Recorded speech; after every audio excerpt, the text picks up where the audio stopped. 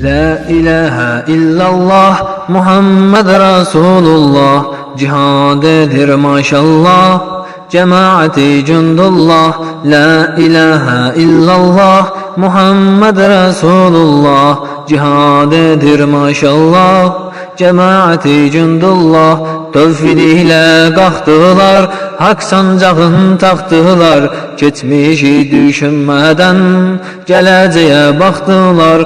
Tekbir Allahu Ekber, korkur bizden müşrikler, bizler hiç inşallah son hilafette ilkçiler. La ilahe illallah Muhammed Resulullah, cihadedir maşallah cemaati cundullah. Savaş bizim gidamız, şehadettir vidamız, bizler burada garibiç, ahirettir sevdamız. Şeriatın gelmişiç, buna iman etmişiç, gelecek inşallah ya zafer ya şehitlik. La ilahe illallah Muhammed Resulullah, cihadedir maşallah cemaati cundullah.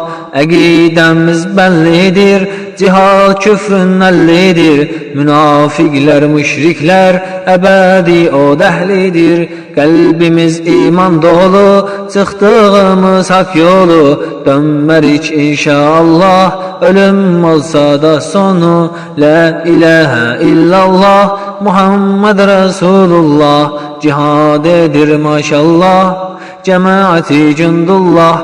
Çıkarken sabahlara, sarılıp silahlara, savaş açmışık artık tüm sahta ilahlara. Berpa olsun şeriat, sonra gelsin şehadet, tezlikle inşallah şirk diyarın edek feth.